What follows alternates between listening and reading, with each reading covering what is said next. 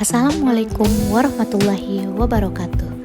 Perkenalkan, saya Cut Anissa Tamara, Latsar Angkatan 1 Kelompok 3 dari Kantor Kementerian Agama Kabupaten Pulau Morotai.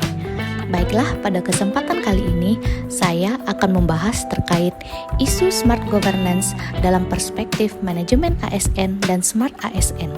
Selamat menyaksikan. Smart governance merupakan tata kelola pemerintah cerdas yang tertuju pada perealisasian dalam pelayanan publik di bidang pemerintahan secara efektif dan efisien.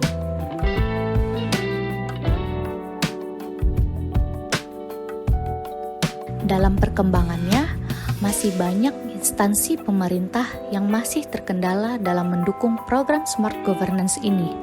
Apa saja permasalahannya?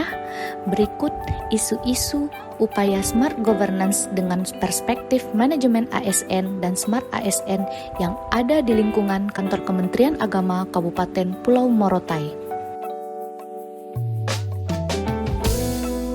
Yang pertama, kurangnya kecakapan ASN dalam menggunakan media digital. Kendala yang dihadapi dalam Kantor Kementerian Agama Kabupaten Pulau Morotai dalam hal kecepatan dan efisiensi dalam pemberian pelayanan masih dibilang belum optimal. Di samping karena kekurangan jumlah pegawai, hal ini juga disebabkan karena kurang cakapnya ASN dalam menggunakan media digital seperti komputer, gawai, dan aplikasi-aplikasi yang ada di dalamnya. Sehingga hal ini akan berdampak kepada pemberian pelayanan kepada masyarakat yang seharusnya bisa selesai lebih cepat menjadi lebih lambat.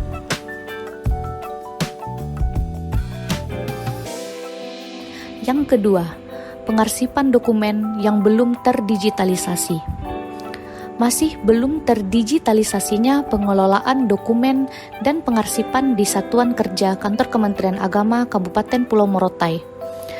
Hal ini masih dilakukan secara manual, sehingga ketika dokumen tersebut dibutuhkan akan susah diakses dan juga beresiko terjadinya preservasi arsip atau arsip itu tak bisa lagi terbaca karena sudah termakan usia, karena sudah disimpan di lemari bertahun-tahun.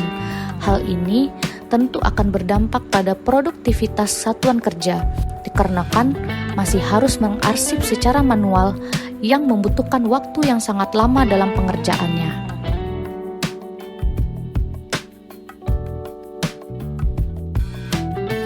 Dan yang ketiga, website sebagai ruang interaksi dan berbagi informasi belum tersedia.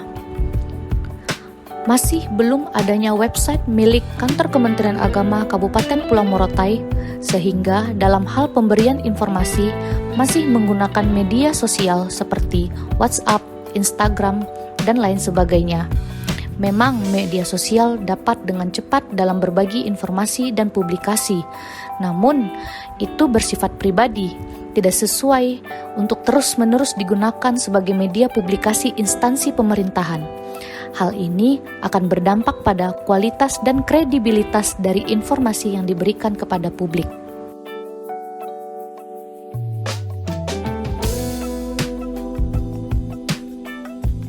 Baiklah, dari 3 isu yang saya paparkan sebelumnya, selanjutnya saya akan menentukan isu utama yang akan saya bahas lebih lanjut lagi. Untuk menentukan isu utama, saya di sini menggunakan teknik tapisan isu APKL, aktual, problematik, kehalayakan, dan layak. Aktual di sini bermaksud isu tersebut benar-benar terjadi dan sedang hangat dibicarakan dalam masyarakat. Untuk problematik, artinya isu tersebut memiliki dimensi masalah yang kompleks sehingga perlu dicarikan segera solusinya secara komprehensif. Kemudian ada kehalayakan, yang artinya isu tersebut menyangkut hajat hidup orang banyak. Dan yang terakhir yaitu layak, artinya isu tersebut masuk akal, realistis, relevan, dan dapat dimunculkan inisiatif pemecahan masalahnya. Kemudian setelah saya berikan peringkat di masing-masing indikator tersebut, akhirnya terpilihlah isu pengarsipan dokumen yang belum terdigitalisasi Yang selanjutnya akan saya analisis menggunakan fishbone diagram.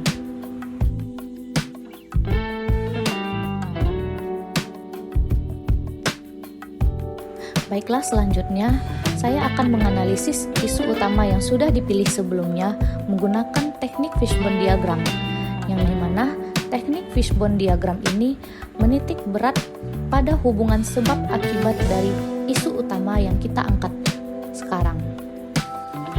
Baiklah, pada fishbone diagram yang sudah ada ini, saya membagi penyebab dari isu utama itu menjadi 4 kategori. Kategori yang pertama ada human, kategori kedua ada teknologi, kategori ketiga ada metode, dan kategori keempat ada lingkungan.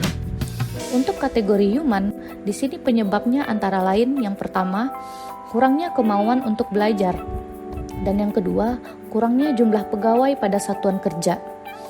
Pada kategori kedua yaitu teknologi, yang disebabkan oleh kurangnya fasilitas media digital, dan yang kedua, media digital yang tersedia belum di-upgrade dengan yang terbaru. Kemudian pada kategori metode, disebabkan karena kurangnya ASN yang berkompeten untuk membuat aplikasi pengarsipan.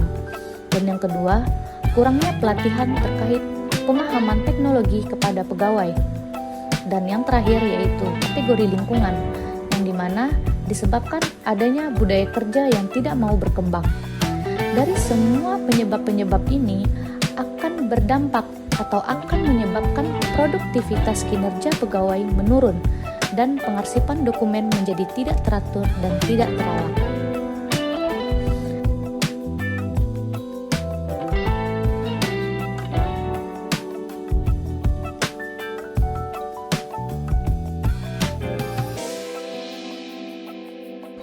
Dan yang terakhir yaitu rekomendasi penyelesaian isu utama. Dalam penyelesaian isu utama ini, saya membagi dalam 4 kategori penyebab yang sudah saya bahas di fishbone diagram sebelumnya.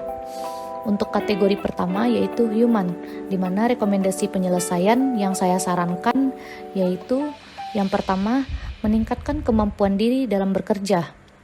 Kemudian yang kedua, mengajukan permintaan penambahan pegawai pada kantor wilayah. Kemudian pada kategori kedua yaitu teknologi. Saran atau rekomendasi penyelesaian isu dari saya yaitu adanya pengadaan untuk penambahan dan memperbaharui sarana media digital. Selanjutnya yaitu kategori metode. Pada kategori metode ini, rekomendasi penyelesaian dari saya yang pertama, diadakannya pelatihan mandiri yang dilakukan oleh satuan kerja secara rutin terkait bimbingan penggunaan teknologi. Yang kedua, mengajukan permintaan penambahan pegawai yang berkompeten di bidang teknologi. Selanjutnya, pada kategori terakhir yaitu lingkungan. Saran atau rekomendasi penyelesaian isu dari saya yaitu menerapkan budaya digitalisasi di lingkungan kerja. Baiklah, hanya itu yang dapat saya bahas pada kesempatan kali ini. Mohon maaf atas kelebihan dan kekurangannya. Terima kasih sudah menonton. Wassalamualaikum warahmatullahi wabarakatuh.